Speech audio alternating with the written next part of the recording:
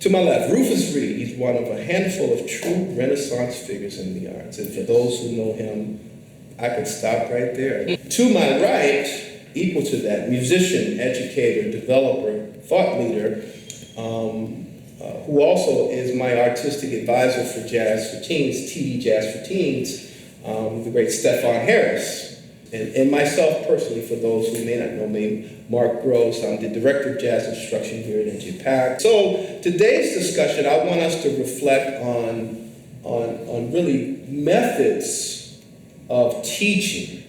Today's students, we have to support them on so many fronts, not just on the musical front. We have to support them musically, emotionally, mentally, socially. There's all these different dynamics that a person brings into a classroom, even sometimes before we can even see who they are. What are some similar things that you've encountered? How do you deal with those? Because when young people want to play, but no one really tells them how difficult it might be to play. To play what? So I think if somehow we could have a conduit that actually was clear, that we knew what was coming to us, then we could prepare a little bit better. Because what the difficulty is, nobody's mind reader. So and then now you got the clock.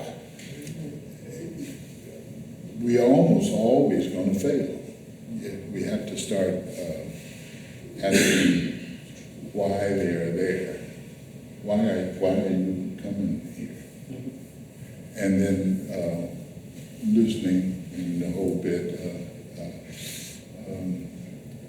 Because I think most people who really get involved in it don't really know how much work that they thought they would have to do. I think one of the things that's really helpful when you have wide ranges of talent is to understand fundamentally what is the purpose of the music. What is the purpose of the tool, right? Fundamentally, the tool is about connection, right? It's not about music per se. Music is a manifestation, a tool that we use to bring large groups of people together, and our creativity that unites us fundamentally. It's part of one of the highest values in art. So if we start with the idea that it's really about connection, it begins with a personal connection, like being able to align your emotion, your spirit with the tools that you're requiring. The mechanics, AI is going to do the mechanics better than us. It already does, actually. That's not what's magical, right? It's about that connection, being able to articulate and feel the relationship emotionally, spiritually, to harmony, to rhythm, to the way you move your body. And then if we bring that spirit to a group of students, you start to realize that for the student who's extremely advanced, just because you can play fast, you have perfect technique, the question is, can you connect with this other person? Mm-hmm. So if you take one student and you engage them, all the other students who are more advanced, they feel connected to that person who's having that experience. And it's a way to keep everyone more deeply engaged. It's more than information that we're teaching. A lot of what we often don't talk about the techniques associated with language and the impact that we have on people. Like for me, I always tell people, being an educator requires far more creativity than being a musician. I mean, come on the stage with good musicians, like it's just gonna happen. You play and everybody around you makes it beautiful. You hear something, you react to it. But to be an educator, to have a room with people that you don't know, and you have to use all of your intellectual knowledge, all of your creativity, and all of your spiritual empathy to recognize that these two people aren't receiving this information in the same way. That's what it means to be a teacher right there. That's the gift, that's the challenge. So being able to start with the idea of that's the joy that's available to us, to have gratitude for that makes a big difference. And a big thing I would say about arts education, particularly jazz, is to understand that it is not a quantitative science. It is a qualitative science. It's not about a whole bunch of information. Just because someone knows a lot of information doesn't mean that they can create beautiful music that will help them connect with other people. And just thinking about the future, if we get lost in this sort of quantitative science, I think we're gonna lose to AI, right? Because this thing is coming along, the internet can give you lots of information, they go to YouTube, so it's not that that's gonna keep us relevant in society moving forward. It's gonna be our ability to be empathetic human beings and connect with the difference. So part of our science, what we should be studying as educators, is the science of empathy. The experience itself, and this is probably going steps down the road, resonates differently when they can see the impact of what they're doing beyond the classroom. So part of what I do with Jazz for Teens is, and I'm sure a lot of programs, I know Dr. Smith does it at Jazz House Kids, and others, we take students out on performances, encourage them to go see performances. I think everybody would like to be involved with it when they see a band play and they say, wow, but they don't have a clue at all, even at the level. And sometimes I get very upset if I go to colleges and people say, well, yeah, this band is great. So I send my music. The band is not great at all. I'm hearing we all have to somehow empower all these participants in this as quickly as we possibly can. You might, I mean, learning. I think that's a great idea with the emotional things. Anxiety is one of the most challenging things to deal with in any way. So I think it was said earlier, sometimes there are people who have these gigs who really should not be teaching at all. Yeah. But that still doesn't help you know, because you have to get the next hour or the next situation, those people still have to come to you. So being able to level the playing field in terms of just the emotion, and I find nowadays, particularly nowadays, in the last 20 years, people don't listen to music very much. So, I mean, to me, as a group, just sit down and just listen. The eyes completely close the ears. Completely. You're right. So if you can get those people who think they're better, okay, well, sing it for us. Sing how you think it should go. And they're like, no, I'm not singing. Yeah. I mean, you got to somehow figure a way to bust them without really hurting them. But, wow, this is heavy. I mean, it's not, and you're right, that there are people who should not be teaching at all. Yeah. And it's, but be that as it may, we already know that a lot of people are, and somehow you're going to have to clean up. And that's a skill in itself. One of the things that I would suggest is for us all to remember, in these types of situations, the task is not to create musicians. Like, you're not trained Can you musicians. say that again, please? The task is not to create musicians. I mean, really gifted musicians are musicians. They're going, whether they get private lessons or not, they probably gonna figure it out somehow. It's happened throughout history, right? And I think that's the case now too. What we bring to the table has to be thought about in the context of the broader sense of education. What's happening in math class? What's happening in physics? What are they not getting? What do we bring to the table that's unique? The gift, in my opinion, of music is presence. That's the real gift of music. There is no anxiety. Like, you can ask a kid at any moment, in this moment right now, what are you anxious about? There's no anxiety in the moment. You're anxious about something that may or may not happen in the future. Music is one of the only sciences that allows you the opportunity to be fully present in the moment, especially improvisation. I don't know if all forms of music do it, but improvisation, you are so deeply engaged and connected to other people that you don't have time to worry about the past, you don't have time to worry about the future. So some of what we're doing is simply creating an opportunity for us to come together to participate in something that allows us to be stationary. Now, you might go on to be a lawyer, a doctor, a bus driver, whatever it is, but those values are hard to find, and the arts are one of the few places that you can get it.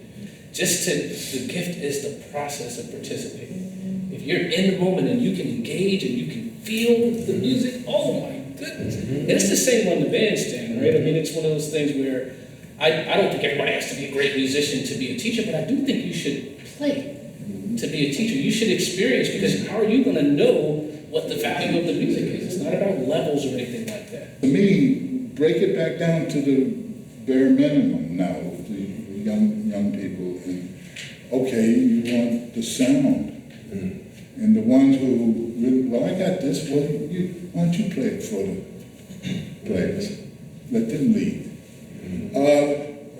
Then you see, you chill them out a little bit, you know. Then their attitudes kind of back up a little bit, because nobody wants to look bad in public, you know. But what we're discussing now is really incredibly important, and the challenge of it is to be able to get it, to communicate it, so that they can communicate, so we can actually communicate. Some of these kids they don't know what there is a level. So we have to teach them where these levels, where they are. Getting out of the practice room as quickly as you possibly can, as opposed to just practicing all the time.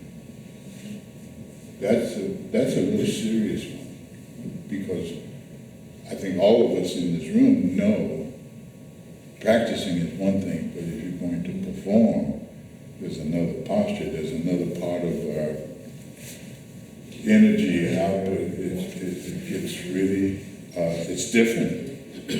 So music is seriously powerful. And I think the sooner we get the young people who are, when I say young, not just age-wise, but just young players, that you have a gift. If you really want to play, we have a gift. You know, take it in another place like they may not think about. You know, everybody wants to be better than you. I want to be better than you. You know, but I can't get to him yet because he's better than me. But that's why we do this. Everything we do is like competitive. And the music that we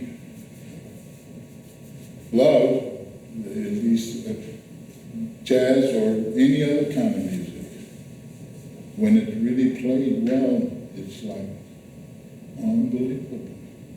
Maybe showing them, okay, we're working on these tunes, and this, you guys play this pretty good, you know, but play it for them so they can actually get a chance to hear what it really sounds like.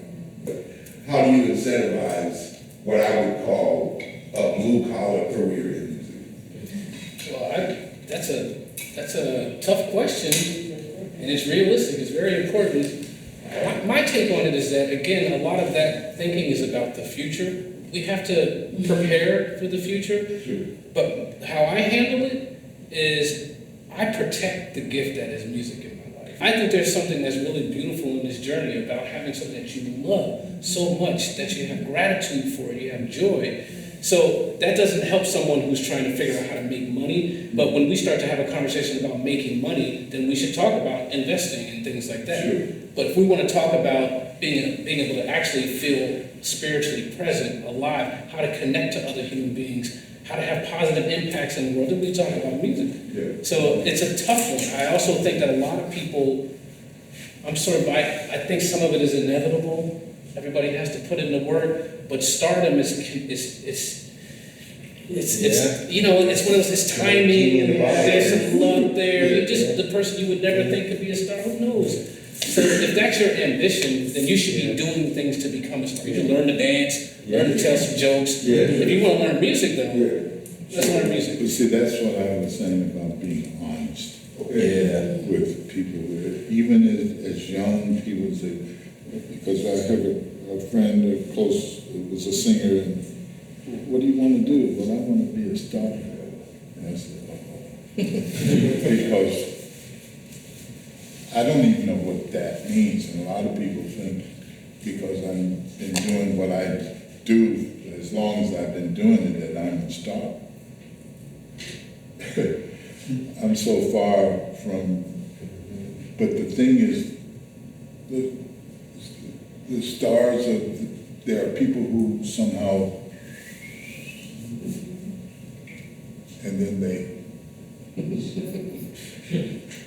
and so for me, when the dust settles, I'm still here. Yeah. Somehow, at whatever level that we are, we have to begin to be honest with people about what's really important. And the pandemic really put the values on things that are valuable to us. Like nobody ever thought that we would ever experience anything. Well, the best thing we can do is to prepare them for whatever that next opportunity is. Whether it be in the arts, whether it be in business, whether it be in whatever that next endeavor is. Making sure that they have enough preparation through the art form to be solid enough in their confidence, in their awareness enough, whatever that thing is, to present themselves as best they can in that opportunity. They have to trust us that we're telling them the truth. The process. And okay, and the ones who really have this, you even see it, and they're doing everything wrong, but it's right. And they're moving mountains now. So try to be as honest as possible, but you have to have how to make it better and be honest that hang with me, you'll feel better, so that you can and make the music be the, I'd say, well, you know, you don't have to play really all that great, but make the composer happy that you play his song, his or her song. Play the music well enough that they would smile. Not about you playing it really great, you playing all the right changes and all that. It's not about that. You know? So I've learned a great deal just listening to all of you. And it is a challenge. And it will always remain to be a challenge because we all care about our music and how it's played. That's why I'm playing now, because people just showed me and made me feel good every time I listen to music. I listen to music all the time. I probably listen to more music now than I did when I was in my 20s. With much more, and I actually hear it more. You know, we have a lot of stuff. And the young people of today have so much on the phone. They might have 1,000 songs, but they don't even know what they have. So the thing is, we just have to get them to dilute and clear out the clutter. But I mean, there's something really, really powerful about what all of you in this room do that's going to be transformative in the lives of these young citizens. Not about being musicians, but that mastery experience. So I think being able to embrace the idea that there are multiple tracks really helps, right? Because then you don't feel like, you got to be really clear on what you're trying to teach. Like here at Berger is totally different than what I was teaching in Manhattan School. I'm teaching people how to get better. And I grade people individually. Like, you could be the best student in the class, and if I sense like you're not doing the work, you're gonna get the worst grade. The other student, I had a student 3 years ago, I had no idea this was possible. I thought she's tone deaf. Absolutely, all the other students would move away from her when we would sing together, and I tried to help her imagine it, she couldn't do it. 2 years later, she's perfect. I had no idea that you could teach someone that. Right? So that's another mastery experience that's going to be transformative in her life. It changed my life to understand not how to prejudge and to not give up and fight. It's a beautiful science that we're involved in. And let's remember to have gratitude for the science itself, separate from the commerce. Yeah, yeah. Well, again, on behalf of NJPAC RNZ, on behalf of the David G. Berger Masterclass Series Foundation, and these two wonderful persons, Stephon Harris, Rufus Reid, and yourselves, I thank you all for being here today. We hope that we have conjured up some wonderful thoughts and tools you can continue to drive through this music to young people of the discipline. And hope to see you again soon.